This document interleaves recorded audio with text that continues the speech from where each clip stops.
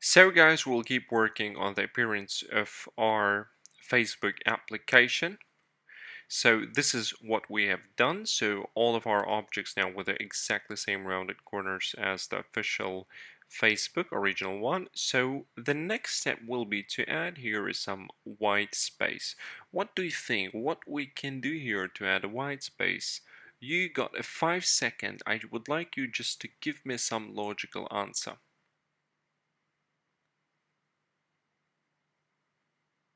Okay, so to insert here a white space, there are two ways. Way number one is to move the placeholder a little bit and add here some gap. Add means we just will move the placeholder. And the way number two is where we will add here some blank view. I like the second way much more, so we'll be going with the second way and it's more handy. So I call it, or this is very famous way in programming which called padding. Okay, so here we will create a one padding function. We will, let's say, write a function let func padding, open the round bracket, write description word for text field colon UI text field, open curly brackets. This one will add blank view to the left side of the text field. It will act as a blank gap. Okay, so actually what we gonna do now, we will create a let view equals to UI view dot init with frame. Frame will be CG rectangle frame. Open the round bracket, select X, Y within height. X will be 0, Y will be 0, width will be 10, height will be, let's say, 20. Okay, so height is the height, it doesn't matter, it can be even a 0 or 1 pixels. Width will be the width of this view. Okay, or you can name it blank view. And what we will do, the next step is we will write text field dot left view equals to blank view. Then we write text field dot left view mode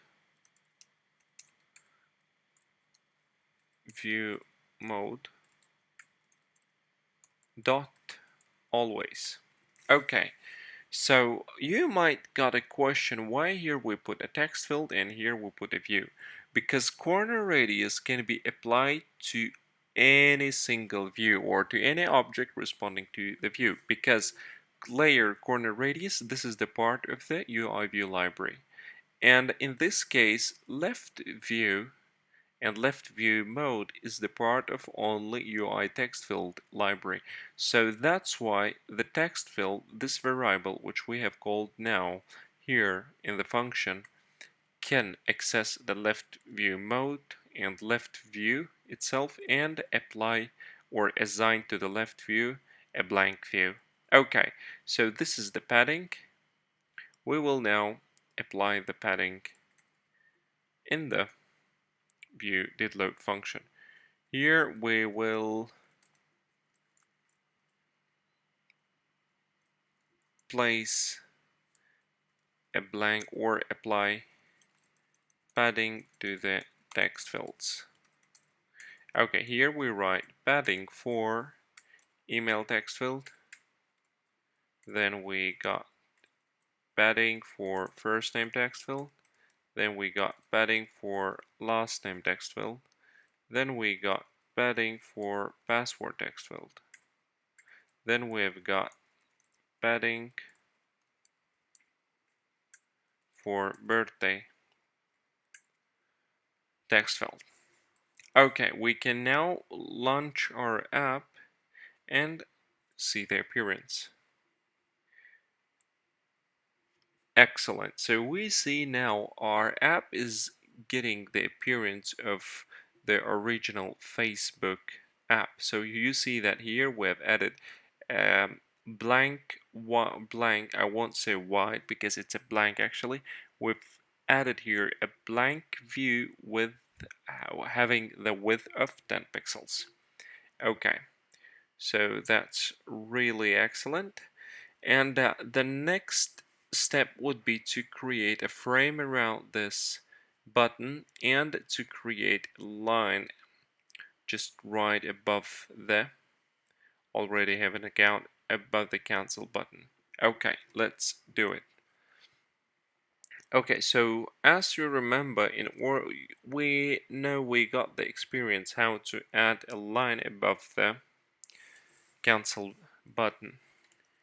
So for that purpose, we need to have an access to the view because we'll be adding the line on this view, which is a footer view. Okay, so we're going to make storyboard, select your view, that one, call assistant editor.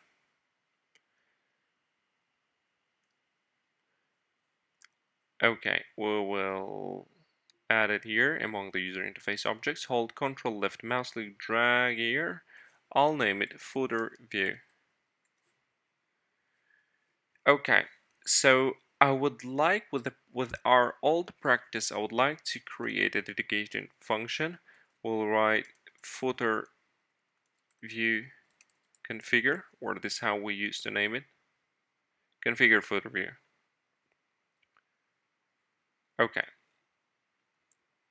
we're going to register VC. Here we write configure underscore footer view.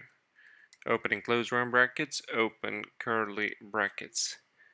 And here we'll be writing the function, which is let top line of type equals to CA layer, top line dot border width equals to 1, then top line dot border color. This is the color of this. We need to select the exactly same as this description label, so the user interface look similar. So this is scroll view textured background color. Okay. Here we can write dot UI color. We can write something like light gray. Let's experiment with just a gray.cg color. We'll convert it to CG color. Then we write top line equals dot frame equals to CG rect. Open the round bracket, select the method where is x, y, width, and height. X will be 0, y will be 0. Width will be the width of the screen. Self dot view frame width. Height will be, let's say, 1 pixel. And we need to add this to the footer view. Footer view dot layer dot add sublayer top line. Here we are configuring the appearance of the footer view. Okay, here we are adding the line at the top of the footer view. Okay, we can now build and run it.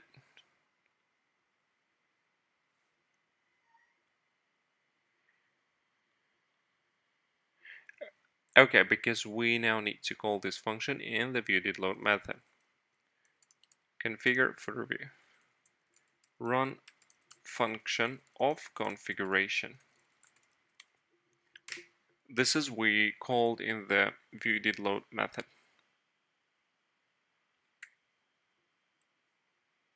So I call R, and here we go. This is how it looks like. Excellent. But let's try one more thing. Instead of gray, let's try to make it light gray to see the appearance.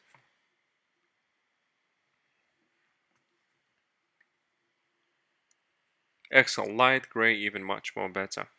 Okay, so this is actually how we have created the same user interface for register page. Okay, very good. And as the final step, we need to apply a border for these buttons. Okay, let's do that now. So for that one, we can run one function. We will create a sum function the same like we have done with the padding. And I will name it func configure underscore gender configure button, open the round bracket, configure underscore button, open the round bracket. Here we write gender, this description word, button of type UI button. Let's say open the round brackets. So this one will be configuring the appearance of the gender buttons. Okay, so or we can write it gender buttons like this. Let's do it in this way, configure gender buttons. Okay, so in this function, first of all, we will declare the border. Let border equals to CA layer. So what we're doing here, we are creating the constant with the name border, which will be replying to the functions of the CA layer class. And here we write border dot border width equals, let's say 1. Then we write border dot border color equals to UI color dot light gray color dot CG color. What we have done here, we have declared the width of the border to be 1 pixels. Here we are declaring the color of the border to be equals to, we're picking the light gray color, which is part of the UI color, and we are transferring it. We're just changing the format to CG color because this border color type must be CG color. Okay, then we write border dot frame equals to CG rect, which is rectangle. Open the round brackets. We will call the function xy within height. X will be 0, y will be 0, width will be the width of the button. Okay guys, I'm really sorry. I want just to change this function. I'll write func configure underscore gender, or configure, how was this before? Let me see how it was before we name it. Configure button, yeah, configure button gender. Okay, configure button, here we write gender, and here we write button of type UI button, for example. Okay, width will be the width of this button. Here we write button frame width, and height will be the same, button frame height, for example. Okay, excellent. So here we are creating, for example, constant with name border, which which is of type CA layer, means it can execute functions of CA layer class. Okay, now once we've created that, we need to assign the layer created to the button. Okay, we write now button dot layer dot add sublayer border. Then we need also to apply a corner radius. So we write button dot layer dot corner radius equals 5, and then we write button dot layer dot masks to bounds equals true. Here we are making corners rounded.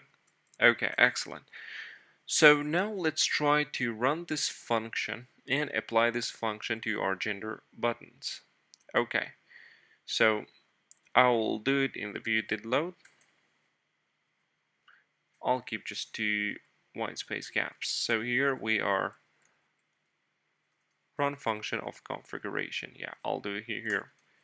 Configure button gender male gender button. Here we write configure button female gender button. So what happens here, so in these two cases, when we run this function, here we see we apply male gender button to be considered as a button. So whatever we do for the button, like adding the sublayer and making the corners rounded, it will affect male gender button and female gender button. Okay, let's run it and see the result.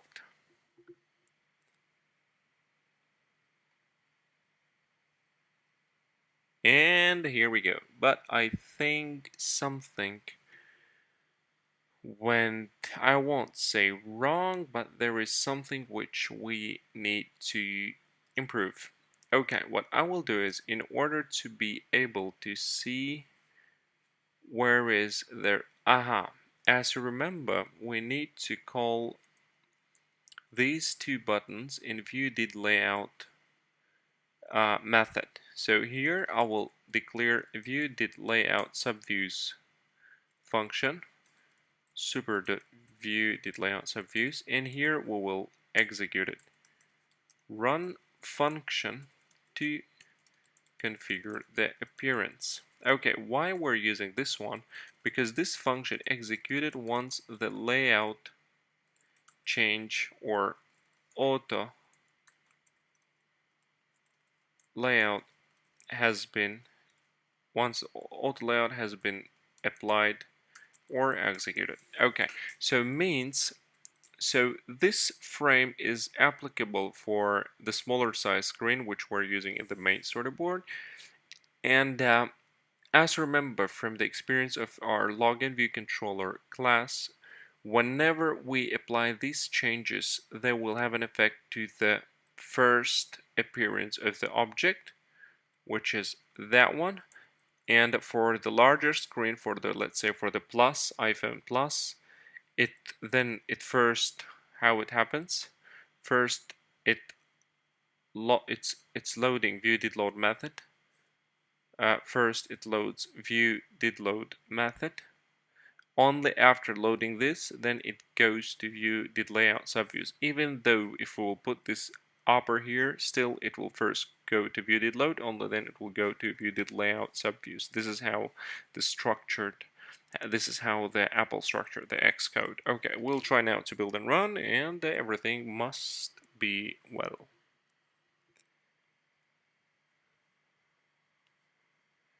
Here we go, but we see that it is overlaid twice, so we need to check why it's happening.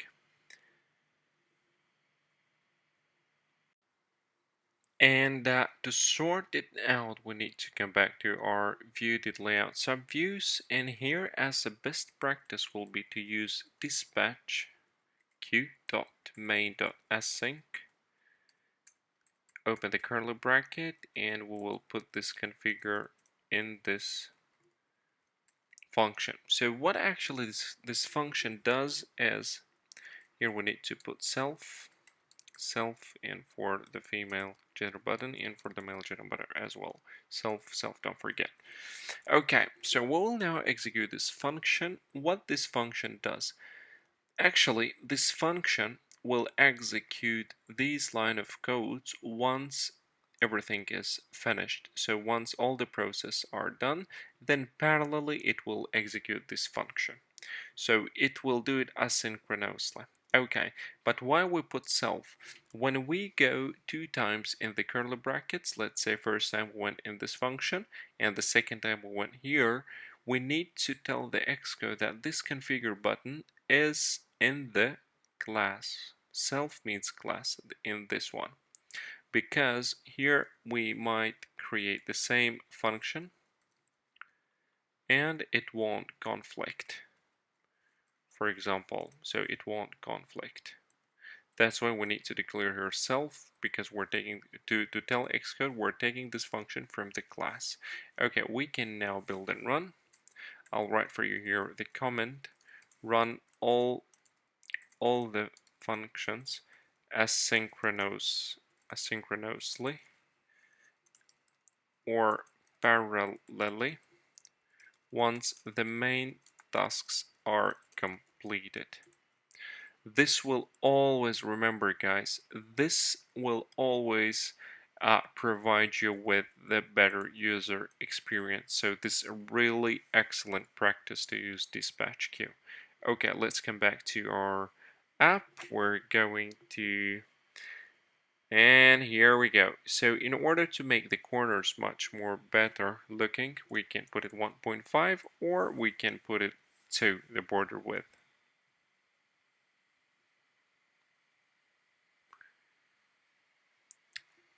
Excellent. So this is how we have configured our register view controller to be looking exactly same as in the Facebook original app. That's really an outstanding result, guys, and I really congratulate you with this achievement. So we have done the excellent work. So we have finished now with the appearance of the page of full user interface. The next step we will be now working on is the logic and behavior of the user interface. Excellent, guys. Good job.